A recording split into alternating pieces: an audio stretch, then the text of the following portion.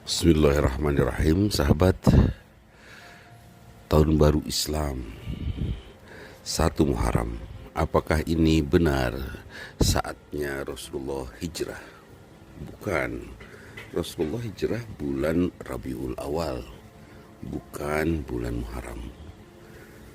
Kemudian pada masa Umar bin Khattab, para sahabat ingin sekali menertibkan administrasi dengan menyeragamkan penanggalan. Pada saat itu zaman Rasulullah, penanggalan Muharram dan seterusnya, nama-nama bulan sudah ada. Hanya yang belum ada angkanya, sehingga angka itu ditentukan oleh kejadian. Rasulullah lahir tanggal 12 Rabiul Awal tahun gajah, karena ada kejadian pasukan bergajah menyerang Mekah dan seterusnya. Nah, kemudian kenapa dimulai penanggalan Hijriah ini? Untuk tertib administrasi, agar semua pimpinan di kalangan umat Islam menggunakan tanggal dengan angka, sehingga semuanya seragam, tidak jadi confused. Umar bin Khattab mendapatkan saran, bagaimana kalau kita menyeragamkan penanggalan? Kita mulai saja dari kelahiran Muhammad, calon nabi, atau kita mulai dari kapan pertama diturunkannya Al-Quran, saat diangkat menjadi nabi, atau tanggal kematian Rasulullah, atau tanggal kapan umat Islam hijrah. Akhirnya disepakati, kita mulai tahun pertama dari sejak hijrahnya umat Islam. Nah, mulailah diskusi pada bagian yang lain. Mana bulan yang pertama? Bulan Safarkah, bulan Ramadankah, bulan Syawalkah, atau bulan Muharram? Akhirnya disepakati bulan pertama adalah bulan Muharram, dihitung dari sejak hijrahnya umat Islam ke Madinah. Zaman Rasulullah, penanggalan ini dengan hitungan tahun ke-1 Hijriah belum ada, baru diketuk palu ditentukan pada masa Umar bin Khattab. Nah, sahabat, artinya apa? Tidak ada Rasulullah mencontohkan ibadah khusus untuk perpindahan tahun ini.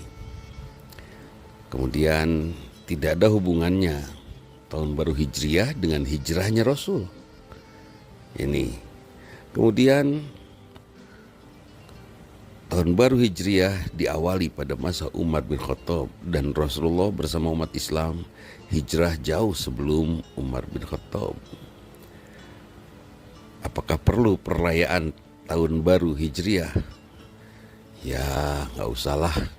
Karena walan tardo ankal yahud wala nasara hatta tattabi'a millatahum, tidak akan ridho umat orang-orang Nasrani, dan juga tidak akan pernah ridho orang-orang Yahudi kepada umat Islam sampai kita ikut mereka.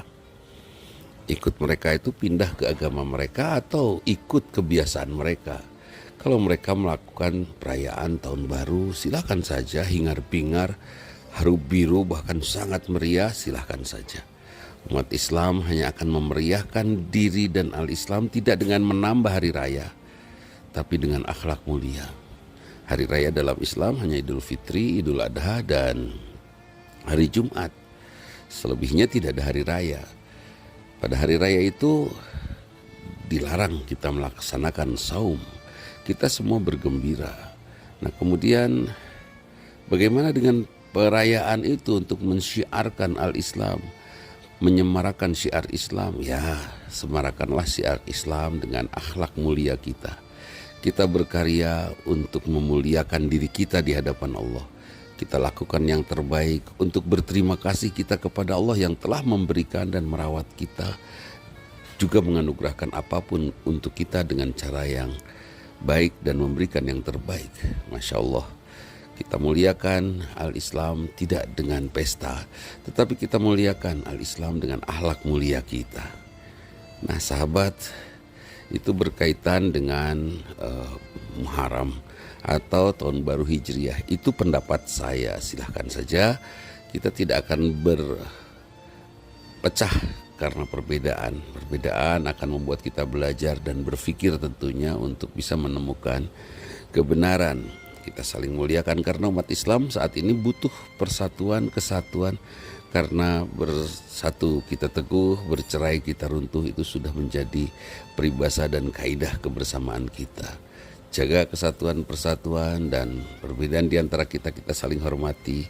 Bagi saya bulan tanggal 1 Muharram bukan hijrahnya Rasul dan tidak perlu diperingati karena kita tidak akan meniru Yahudi Nasrani.